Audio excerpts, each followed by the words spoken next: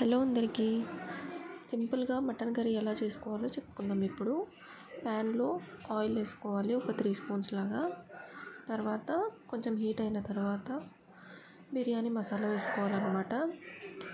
తర్వాత చిన్నగా చాప్ చేసుకున్న ఉల్లిపాయ ముక్కలు, పచ్చిమిర్చి వేసుకొని బాగా ఫ్రై చేసుకోవాలి. కొంచెం గోల్డెన్ బ్రౌన్ కలర్ వచ్చే వరకు ఫ్రై చేసుకోవాలి.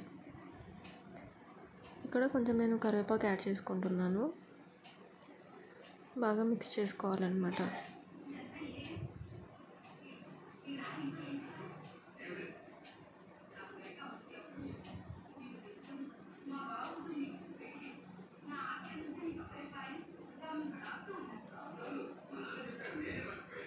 కొంచెం ఫ్రై అయిన తర్వాత ఇందులోకి టమాటా ముక్కలు వేసుకోవాలి.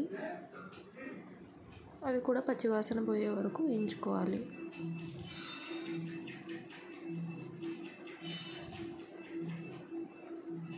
తర్వాత మనం ముందుగా బాయిల్ చేసుకున్న మటన్ ఆల్రెడీ కుక్ చేసుకుంటాం కదా, ఆ మటన్ తీసుకొని ఇందులో వేసుకోవాలి. బాగా మిక్స్ చేసుకొని తగినంత మనకు పసుపు,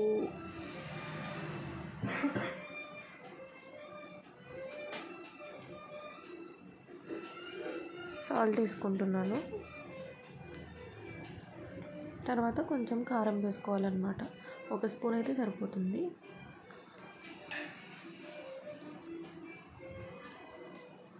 ఇప్పుడు బాగా మిక్స్ చేసుకోవాలి.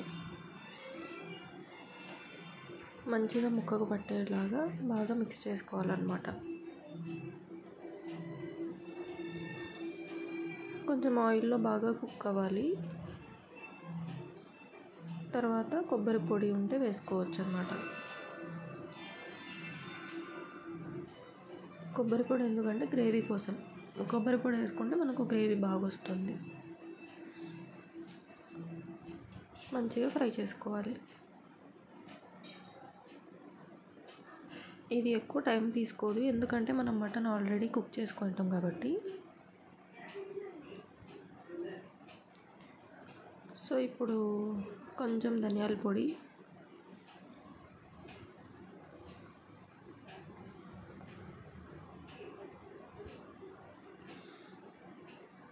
కొద్దిగా గరం మసాలా వేసుకోవాలన్నమాట. వేసుకొని దీన్ని కూడా మంచిగా మిక్స్ చేసుకోవాలి.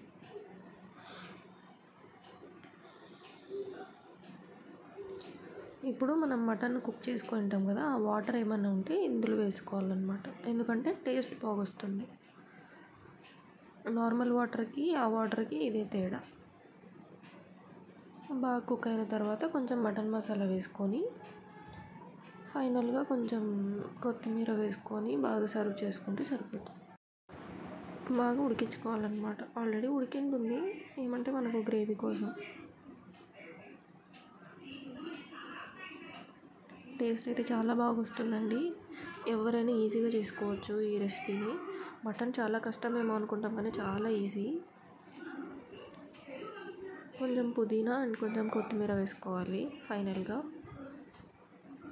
పుదీనా వేయడం వల్ల మనకు టేస్ట్ మంచిగా వస్తుంది. అవి వేసుకొని అట్లా కొంచెం లైట్గా ఒక 2 స్పూన్లు అట్లా తిప్పేసేసి దించేసుకోవడమే.